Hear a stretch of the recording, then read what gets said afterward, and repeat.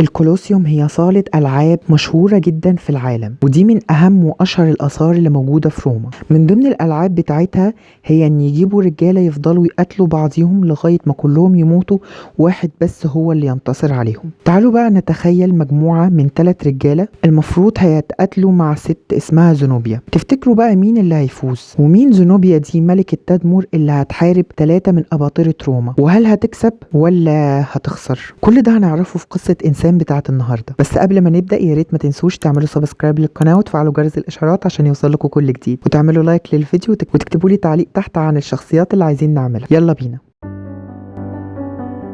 اولا محتاجين نعرف هي فين تدمر. تدمر هي مدينة في سوريا حاليا، كانت عاملة زي الترانزيت للقوافل التجارية زمان. علشان كده من فلوس الجمارك والضرايب بتاعة التجارة كانوا بيبنوا بيها مباني معمارية عظيمة جدا. بس بعد كده دخلت تحت الحكم الروماني كعادة المدن في المنطقة دي. لما جت زنوبيا تتولد وتكبر كانت الامبراطورية الرومانية في حالة فوضى وفي حالة من التشتت شديدة جدا، وحصل والأول مرة ان الامبراطور الروماني يتم أسره، وهو الامبراطور فالريان، واللي أثره هو الإمبراطور الفارسي في الحرب. كان سبب الحرب دي إن فارس قطعت طريق الحرير على روما. طريق الحرير ده كان بيبتدي من الصين وينتهي على روما، وبعد ما اتأثر الإمبراطور دخلت روما في حالة فوضى. حتى ابنه جالينيوس ما قدرش إن هو يدي أي ردة فعل، لأن الوضع السياسي في روما كان متأزم جدا، والوضع السياسي اللي كان موجود في روما في الوقت ده مخليه مش عارف يدي أي ردة فعل. لما شاف أودونيوس حاكم تدمر الروماني شاف اللي بيحصل في الوقت ده، استغل وضع روما الضعيف وحارب الإمبراطورية الفارسية وكسب نجاحات كتيرة جدا. وغير كده كمان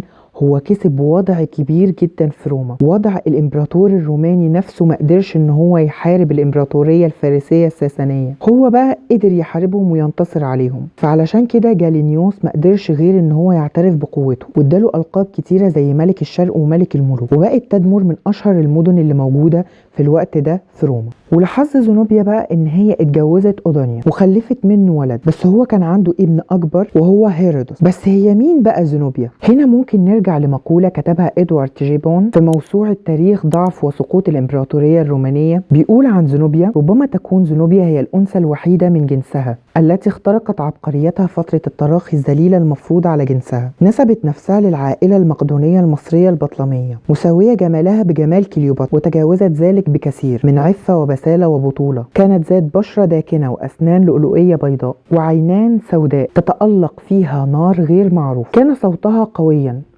وعززت فهمها الرجولي وزينته بالدراسة. لم تكن معها لغة لاتينية، إلا أنها كانت تمتلك على قدم المساواة السريانية والمصرية القديمة، ووضعت بلدها مثالا في تاريخ الشرق. وهنا نفهم أن زنوبيا كانت شخصية قوية جدا، وهي كمان كانت من عائلة ثرية ومن أشهر عائلات تدمر في الوقت ده. بس هل هي كانت بنت كليوباترا بيولوجيا؟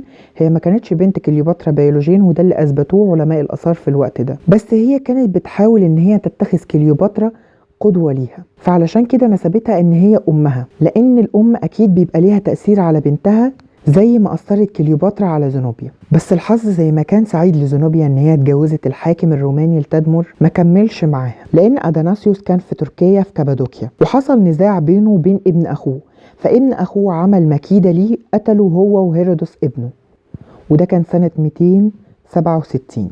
ومن هنا بقت زنوبيا ملكة تدمر والوصية على حكم ابنها، فأعدمت كل اللي موته جوزها وبدأت في بناء الإمبراطورية بتاعتها. وهنا ممكن نرجع لمقولة قالها المؤرخ ريتشارد ستونمان خلال ال5 سنوات التي أعقبت موت أودوناسيوس سنة 267. أثبتت زنوبيا نفسها في أذهان شعبها كسيدة الشرق، تعيش في قصر في مدينة تدمر، مدينة من أروع مدن الشرق، يحيط بها مجلس من الفلاسفة والكتاب، تمتلك الخدم وأرقى أقمشة الحرير وأجودها، وهكذا سمعة نجاحات زوجها العسكرية. كل ذلك جعلها تسارع في واحدة من أبرز تحديات للسيادة الرومانية.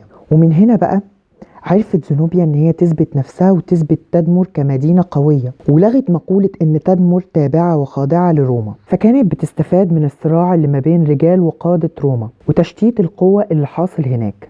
بإن هي بتحاول إن هي تستقل بنفسها وبمدينتها. وغير كده كمان كانت بتسخر من جالينيوس وقاداته، في المقابل هم ما كانوش عارفين إن هم يعملوا أي حاجة لزنوبيا. ولما جه الإمبراطور بعد جالينيوس ما قدرش غير إن هو يعترف بقوة وسيادة زنوبيا، ومن هنا زنوبيا نجحت إن هي تجعل تدمر مدينة بتنافس روما. وبفضل ذكائها وحكمة مستشاريها عملت تحالف مع الفرس وتوسعت في سوريا والأناضول. أما بقى في سنة 269 أرسلت قوات لمصر واستولت على الإسكندرية في 270، واستولت على كل الحبوب المصرية اللي كانت بتغذي روما، لأن في الوقت ده كانت مصر بتطلع سنويا لروما في شهر الحصاد مراكب مليانة بالقمح علشان ياكل منها الشعب الروماني. ومن هنا بتحرم زنوبيا روما إن هي تاخد الحبوب بتاعت مصر. بس بقى في 270 جه عدو جديد لزنوبيا، كان إمبراطور جديد وهو الإمبراطور أورليان.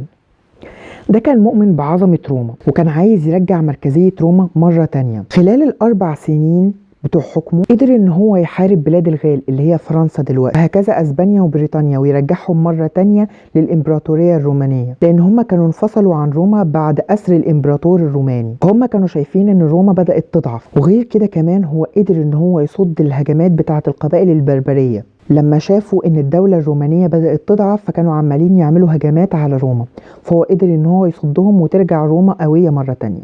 زنوبيا بقى في سنة 271 خلت ابنها قيصر، وده لقب مخصوص بس الامبراطور روما. وغير كده كمان طبعت صورتها وصورة ابنها على العملة، وفي الوقت ده الامبراطور هو بس اللي يطبع صورته على العملة. فهنا هي بتحاول ان هي تقول ان انا زي الامبراطور، وكمان ان هي بتحاول ان هي تقول ان انا مستقلة عن روما. وده طبعا لفت انتباه أورليان، غير كمان استيلائها على مصر، فراح على طول على آسيا الصغرى وبعد كده على سوريا. أما تدمر طلعت 70,000 مقاتل علشان يحصل الحرب، بس ينهزموا ويرجعوا تاني على تدمر ويتم حصار تدمر.